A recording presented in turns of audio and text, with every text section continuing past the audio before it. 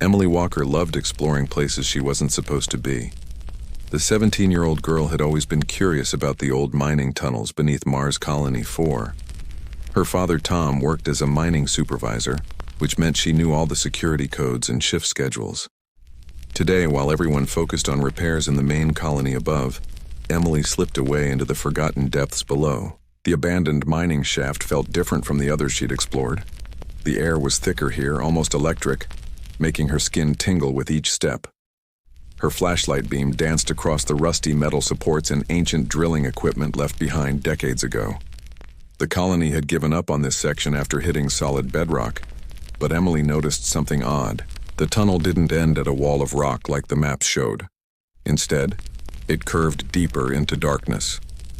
She followed the path, her footsteps echoing strangely in the silence. The temperature dropped, and her breath came out in small white puffs. Then her flashlight caught something that made her freeze completely. Behind what looked like a wall made of pure light, something massive was moving. Emily's heart pounded as she stepped closer. The shimmering barrier hummed with energy, like a force field from the old science fiction movies her dad loved. Through the translucent wall, she could make out an enormous shape. At first, she thought it might be some kind of machinery, but then two golden eyes opened, each one as big as a dinner plate, staring directly at her. She stumbled backward, nearly dropping her flashlight. The creature behind the barrier was unlike anything she'd ever imagined.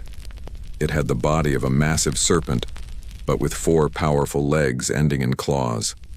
Huge wings were folded against its sides, and its head was long and elegant, with rows of sharp teeth visible even through the energy field. Its scales, which should have been magnificent, looked dull and gray like old metal left in the rain. The impossible hit her all at once. She was looking at a real, living dragon. Not a movie effect or a hologram, but an actual dragon, here on Mars, trapped behind some kind of prison wall. Then something even stranger happened. A voice appeared inside her head, not through her ears but directly in her thoughts. It was weak, desperate, and filled with more pain than Emily had ever felt before. Please, young one, water, just 1 drop. I beg you. Emily pressed her hands against the energy barrier, feeling its warmth. The dragon's breathing was slow and painful, each breath seeming to take enormous effort. She could see its ribs through the skin, and its golden eyes were clouded with centuries of suffering. Who did this to you? Emily whispered, though she somehow knew the dragon could hear her thoughts. Images flooded her mind like a movie playing at high speed. She saw the dragon's name Kethrax and felt his memories as if they were her own. She experienced 300 years of agony, 300 years without a single drop of water touching his throat. The prison's cruel magic kept him alive but suffering, always on the edge of death, but never allowed to cross over. The Galactic Council. Kethrax's mental voice was barely stronger than a sigh. They rule over hundreds of species across the galaxy. When they discovered what my kind could do, they wanted to use us. We refused. This is my punishment. Emily's hands trembled against the barrier. The Galactic Council was real. Humans had only been part of the galactic community for 50 years, always told they were junior members who needed to follow the Council's rules without question. But this was torture. What gift? Emily asked. What could be worth doing this to you? The dragon's eyes flickered with something that might have been pride, even through his suffering. We dragons evolved on a world with no water. Over millions of years, we developed something impossible by your science. We can create water from the quantum field itself. One dragon could provide enough water for thousands to survive. The Council wanted to control this power, to decide who lived and who died of thirst. Emily thought of her little brother Jake, who had almost died last summer when the water purifiers broke. She thought of Colony 7, where families only got 1 cup of water per day. She thought of all the suffering that could have been prevented. They wanted you as weapons? They wanted us as slaves.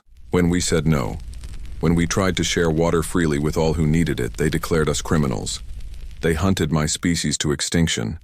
I am the last one left alive, kept here as a warning to others who might resist the Council's authority. The dragon's massive head lowered until it rested on the ground, his eyes starting to close. I will die soon. Even this magic cannot keep me alive much longer. I only wish I could taste water one more time. To remember what it felt like to not burn from the inside with thirst. Emily made her decision in that moment. Looking at this magnificent creature brought so low. Being human meant something more than just following rules. It meant helping others, even when it was dangerous. Even when the whole galaxy might call you a criminal for doing the right thing. I'll bring you water, she promised. Tomorrow night. I'll find a way.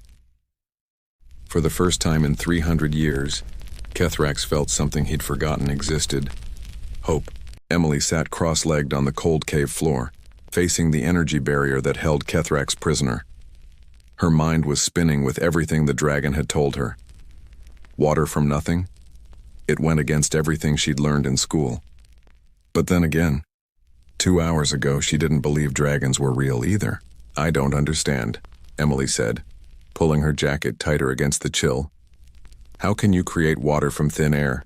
That breaks every law of physics we know. Kethrax lifted his massive head slightly, and Emily could see the effort it took him. His golden eyes held centuries of knowledge that humans hadn't even begun to discover. Your scientists see only what exists in your dimension. My species learned to reach into the quantum realm, where all possibilities exist at once. We pull water molecules from potential realities and make them real in this one. The explanation made Emily's head hurt, but she pressed on. If you could do something so amazing, why didn't you help all those dying colonies? People are suffering everywhere. My friend Amy's entire family had to leave Colony 9 because the wells ran dry. Her grandmother died on the transport ship from dehydration. A deep sadness filled the dragon's eyes. We tried, young one. When humans first arrived in the galaxy 50 years ago, my kind watched your struggles with water. We approached the Galactic Council, offered to help freely. But the Council controls all resources in known space. They decide who gets what. Water scarcity keeps colonies dependent on them, keeps them in power. Emily's fists clenched. The Council had always been presented as wise protectors, the adults who kept order while humanity learned its place in the galaxy. But this was different. This was cruel. The Council told us we could only share our gift through them. Kethrax continued, his mental voice growing weaker. They wanted to weaponize it. Imagine having the power to grant or deny water to entire worlds. They could destroy any rebellion just by turning off the tap. When we refused to become their tools of control, they declared us dangerous terrorists. The hunt began that very night. How many of you were there? Emily whispered. Thousands once. We lived peacefully on Draconis Prime for millions of years. Within one galactic year, only scattered survivors remained in hiding. They made an example of me because I was our speaker, our ambassador. They wanted everyone to see what happens to those who deny the Council's authority. Emily stood up and paced back and forth, her sneakers scraping against the rough stone. She thought about her little brother Jake, only 8 years old, lying in the medical ward last summer. His lips had been cracked and bleeding, his skin paper thin. The emergency water shipment had arrived just 12 hours before the doctor said it would have been too late. 12 hours between life and death. All because water was scarce. But it didn't have to be scarce at all. Kethrax, she said, turning back to face him. If I bring you water and break this prison, what exactly happens? I need to know everything. The dragon's breathing grew even more labored as he spoke. The prison spell is specific. It must be broken by a voluntary act of kindness from someone who has nothing to gain. 1 drop of water given freely will shatter it. Once free, I will share the secret with humanity. Not with your government, not with your military, but with everyone. Every farmer, every family, every struggling colony. The knowledge cannot be contained once it spreads. And the Council? What will they do? They will be furious. They will declare you a criminal, perhaps your entire family. They might threaten trade sanctions against human colonies. But here is what they fear most. Once humans have unlimited water, you become truly independent.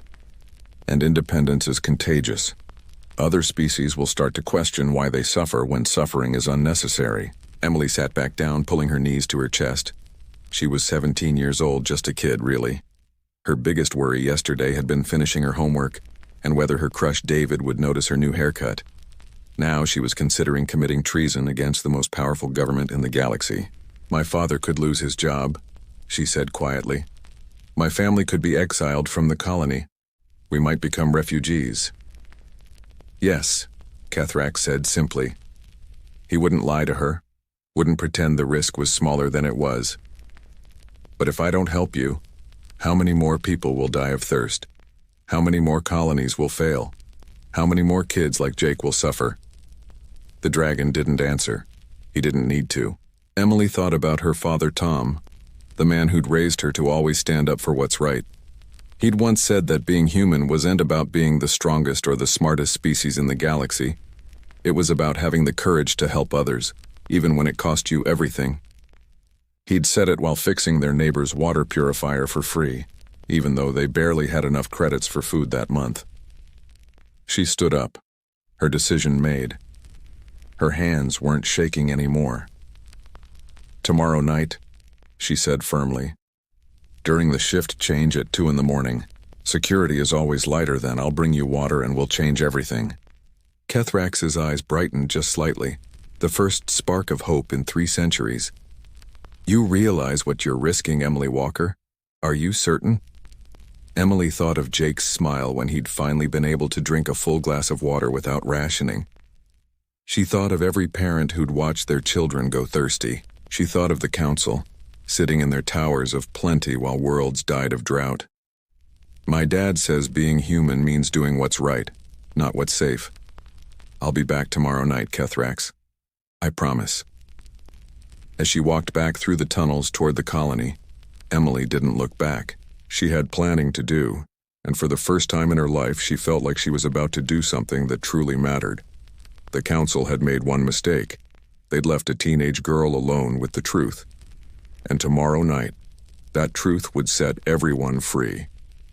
Emily found Mike in their usual spot, the abandoned recreation room on level 3 where old gaming consoles collected dust. Nobody came here anymore since the new rec center opened last year.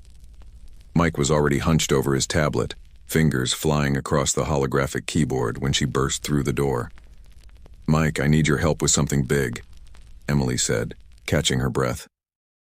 Her best friend looked up, pushing his glasses up his nose. Mike Rodriguez had been her partner in crime since they were 8 years old, usually for harmless pranks like reprogramming the cafeteria screens to play cat videos. But this was different. "Let me guess," Mike said with a knowing smile. "This is about wherever you disappeared to yesterday. You had that look on your face, the same one you get when you're about to drag me into trouble." Emily sat down across from him, leaning forward. "Mike, what if I told you there was a way to solve the water crisis forever? Not just for our colony, but for everyone?" "I'd say you've been spending too much time in the sun. Emily, we get 2 cups of water a day if we're lucky. The council controls everything. There's no magic solution." "But what if there is?"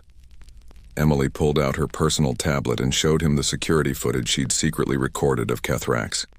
The dragon's massive form was barely visible through the energy barrier, but it was enough. Mike's tablet clattered to the floor. Is that a dragon? A real, actual dragon?" "His name is Kethrax. He's been imprisoned for 300 years, Mike, and he can create water from quantum space. Unlimited water. The council has been keeping this from everyone because they want to control us through scarcity." Mike picked up his tablet with shaking hands, staring at the image. "This is insane. This is completely insane. And you want to what? Break him out? I just need to get him 1 canteen of water, that's all. It'll break the curse keeping him prisoner." Emily grabbed Mike's hands. "I know it sounds crazy, but think about Colony 7. Remember the news reports? 20 kids died there last month from dehydration. 20 kids, Mike." Mike pulled his hands away and started pacing. Okay. Let's say I believe you. Let's say this dragon is real and can actually do what you're saying. The emergency water vault has military-grade security. We'd need to be ghosts to get in there. That's why I need you. You're the only person I know who could hack those systems." "Flattery won't work on me," Mike said, but he was already pulling up colony schematics on his tablet. The vault is here, level 12, section B. 3 layers of security, biometric scanners, rotating cipher codes, and armed guards. During the day shift, there are 6 guards, but at night, during shift change at 2 a.m., there's only 2. Emily finished. And my dad's override code can bypass the first 2 security layers. I've watched him enter it dozens of times when he's taken me on inspections. Mike's fingers danced across the holographic display, pulling up guard rotations and security protocols.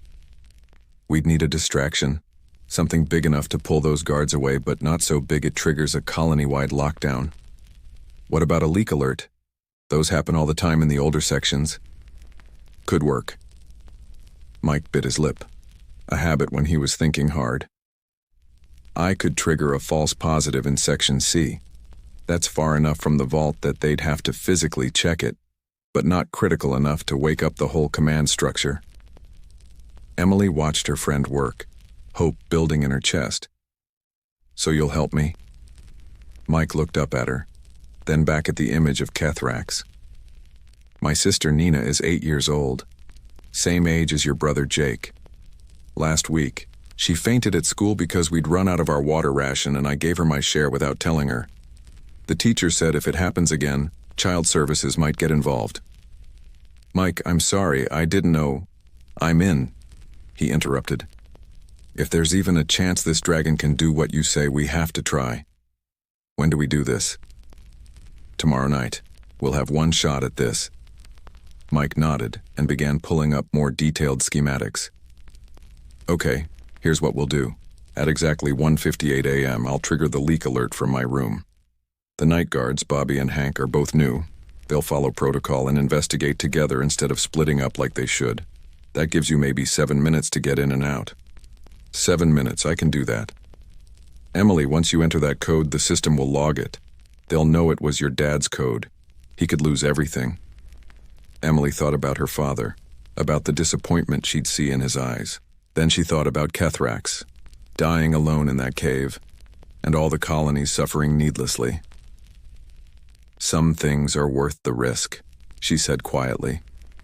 They spent the next 2 hours going over every detail. Mike would stay in his room, ready to create more distractions if needed. Emily would take the maintenance tunnels she'd been exploring since she was 10. They synchronized their tablets down to the second. One more thing, Mike said as Emily got ready to leave. If this goes wrong, if we get caught, I'm going to pretend you forced me to help. Say you blackmailed me or something. Mike, no. Yes. One of us needs to stay free to tell people the truth about that dragon. Promise me you'll let me take the fall if necessary. Emily hugged her best friend tightly. It won't come to that, we're going to pull this off. But 26 hours later, as alarms screamed through the colony and her father's voice boomed over the intercom demanding she report to security, Emily realized their simple plan had just become a lot more complicated. The entire colony had gone to alert status yellow. Every security guard was awake, every camera was active, and Mike's distraction had worked too well. Instead of investigating a simple leak, the system now thought there was a major breach in Section C. Emily's hands trembled as she punched in her father's code at the vault door. The numbers felt strange on her fingers, like she was betraying him with every button press. The door hissed open, revealing rows of emergency water supplies meant to keep the colony alive if the recyclers ever completely failed. She grabbed just one canteen, one simple metal container that might change the fate of humanity. Emily Walker, report to security immediately. Her father's voice cut through her like a knife. He sounded confused, worried, and worse, disappointed. The bio-tracker in her wrist would activate any second. Once it did, they'd know exactly where she was. Emily ran harder than she'd ever run in her life. The maintenance tunnel to her left, the one she'd discovered when she was 12, barely big enough to crawl through. The security teams wouldn't know about it. It wasn't on any official map. 3 minutes. She had 3 minutes before her biosignature gave her away. The canteen felt like it weighed 1,000 pounds as she crawled through dusty vents and forgotten passages. Her knees scraped against rough metal. Her hands left bloody prints on the walls, but she kept moving. 2 minutes. She could hear boots thundering overhead. They were searching level 11 first, following standard protocol. That bought her precious seconds. 1 minute. The cave entrance appeared ahead. Emily burst from the tunnel and ran full speed toward the energy barrier. Behind her, she could hear voices getting closer. They'd found her trail. As she ran toward Kethrax with the stolen water, one thought kept her going. This wasn't just about saving a dragon anymore. This was about showing the galaxy what humans were willing to risk for others, even if it cost them everything. Emily's lungs burned as she squeezed through the narrow crack into Kethrax's cave. Behind her, she could hear boots getting closer, voices shouting orders. The whole colony security force was after her now. Her knees were bleeding from crawling through the maintenance shafts, and her hands shook so badly she could barely hold the canteen. Kethrax lay exactly where she'd left him, but he looked worse. Much worse. His golden eyes were barely slits, and his breathing was so shallow, she had to watch carefully to see his chest move at all. The mighty dragon who had lived for thousands of years was down to his final moments. Kethrax. Emily dropped to her knees beside the energy barrier. I brought it. I brought the water. The dragon's eyes flickered open slightly. Through their mental connection, his voice was barely a whisper in her mind. Child, you came back. They're right behind me, Emily gasped, fumbling with the canteen's cap. Her fingers kept slipping. My dad? Commander Williams, the whole security team. They'll be here in seconds.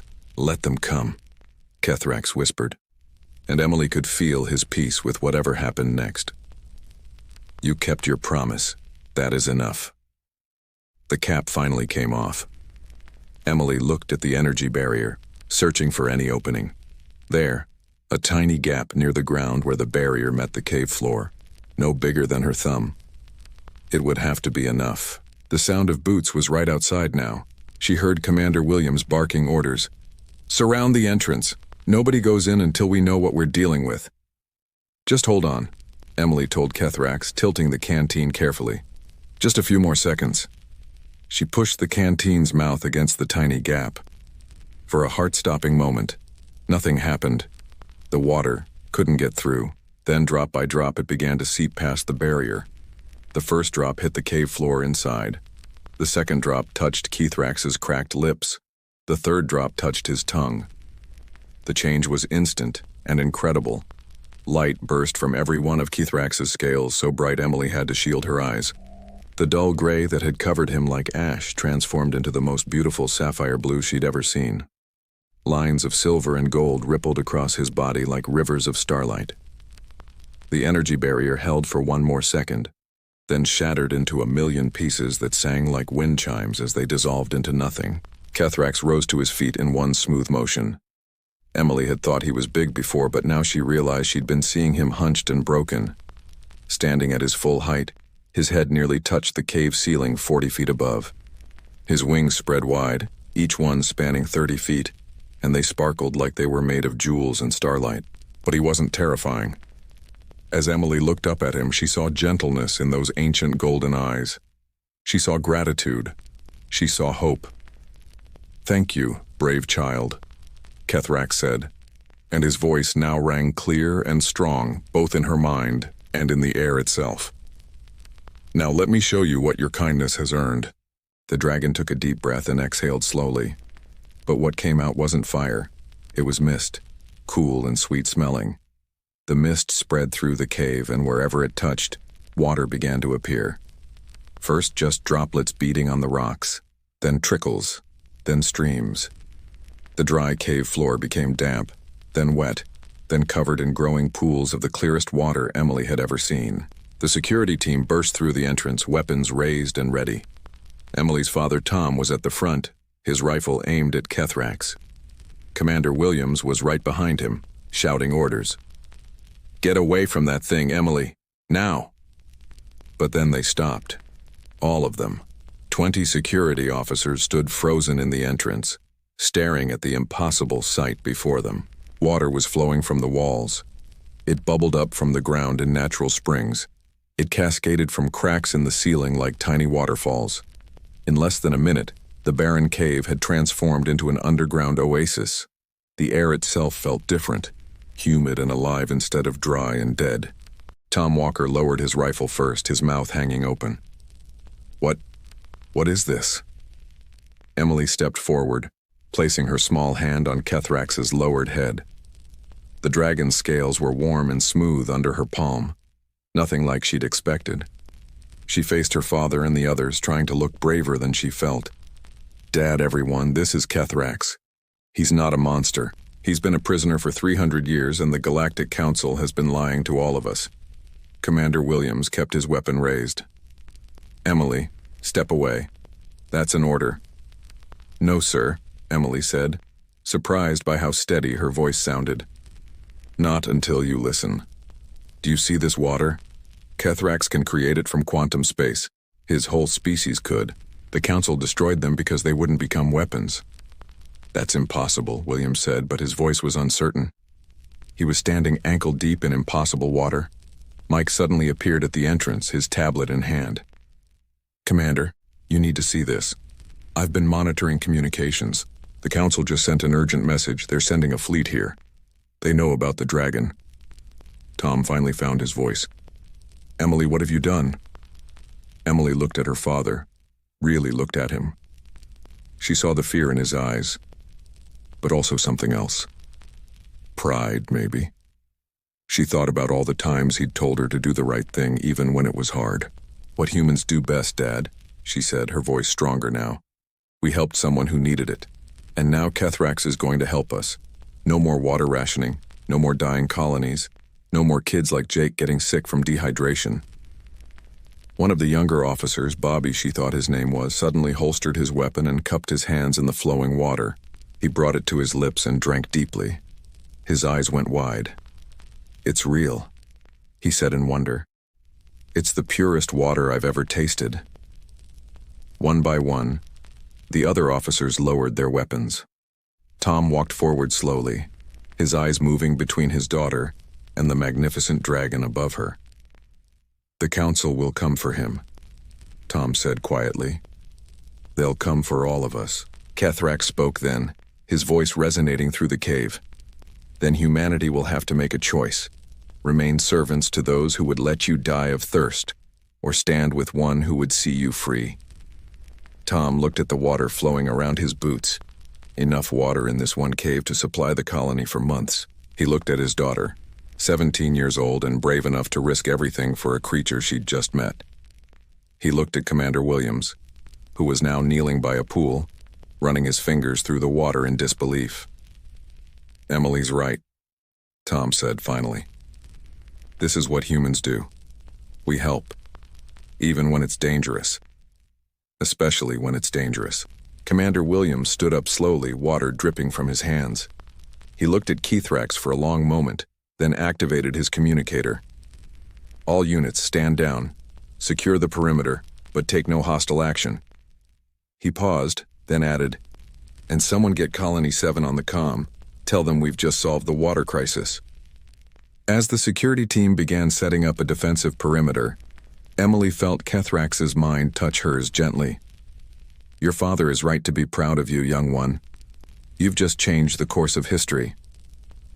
Emily looked around at the transformed cave, at water that would save countless lives, at her father who was now smiling despite everything. "We changed it," she corrected. "Together." The news spread faster than wildfire.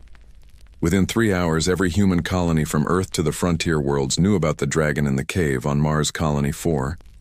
Videos of water flowing from solid rock, shared by the security team members who couldn't help themselves, went viral across the galactic network. Colonists who had been rationing their last drops of water suddenly had hope. By the 6th hour, the Galactic Council's response fleet arrived. The ships were massive, each one the size of a city, hanging in the orange Martian sky like metal storm clouds. Emily stood with her family and Commander Williams at the colony's main plaza, watching as a transport beam deposited the Council's representatives. The lead enforcer was a crystalline being named Zix Theta, standing 12 feet tall with a body that looked like it was carved from living diamond. Light refracted through its form in hypnotic patterns. "By order of the Galactic Council," Zix Theta's voice rang out like breaking glass, "you will surrender the criminal Kethrax immediately. He has been sentenced to eternal imprisonment for crimes against galactic security. Commander Williams stepped forward. He looked small next to the crystalline giant, but his voice was steady. With respect, we decline your request. The air in the plaza grew thick with tension. The Council's soldiers, beings from a dozen different species, shifted their weapons slightly. The human colonists, nearly 3,000 of them gathered in the square, stood their ground. You don't understand the position you're placing yourselves in, Zixa Theta continued, its form pulsing with angry red light. The Council controls all trade routes, all medical supplies, all technology exchanges. Without our support, human colonies will collapse within a year. That might have been true yesterday, Williams replied, but things have changed. Show them, Emily. Emily stepped forward, her knees shaking but her voice clear.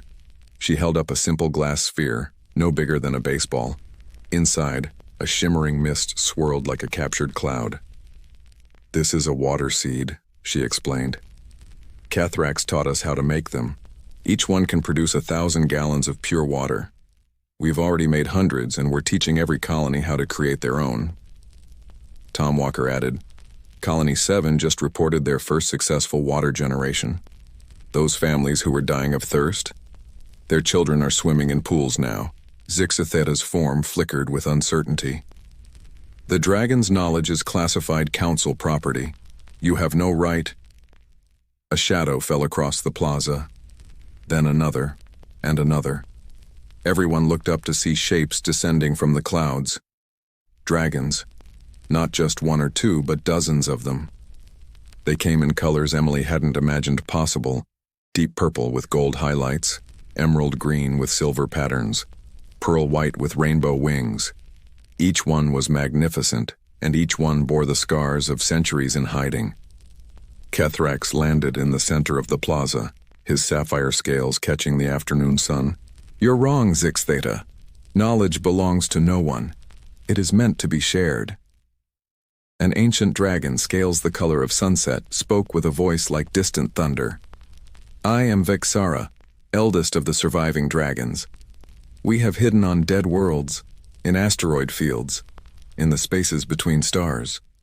We stayed quiet while the Council spread lies about us being extinct. But no more. You cannot fight the entire Council fleet, Zixa Theta warned, but even Emily could hear the uncertainty creeping into its voice. We don't want to fight, Cathrax said. We want to help.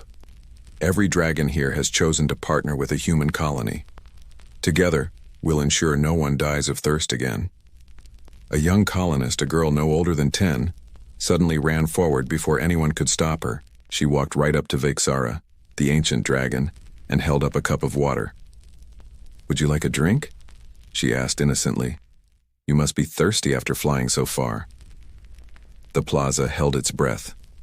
Vexara lowered her massive head and gently accepted the cup, drinking it in one small sip. When she raised her head again, there were tears in her ancient eyes. 300 years since someone offered us kindness without asking for anything in return, Vexara said. This is why we stand with humanity.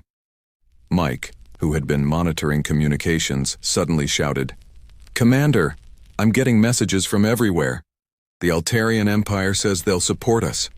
The Proxima Federation is offering trade agreements. Even the Silent Worlds are broadcasting approval. Everyone's tired of the Council's control. Zixa Theta's crystalline form dimmed. The Enforcer looked at the dragons, at the humans, at the unlikely alliance forming before its eyes. The Council will not forget this defiance. Let them remember it, Commander Williams said. Let them remember that humans and dragons stood together. That mercy defeated fear. That water should be free for all who thirst. The Council's forces retreated that day. Unwilling to start a war they weren't sure they could win. Within a week, 30 more dragons had emerged from hiding.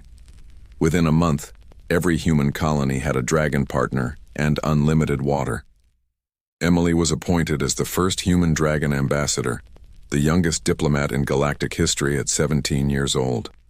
She didn't feel ready for such a big responsibility, but Cathrax assured her that courage rarely felt ready. 6 months later, the transformation was complete. Emily stood with her family on the observation deck of the colony, watching the evening celebration below. Where once there had been strict water rationing, children now played in fountains.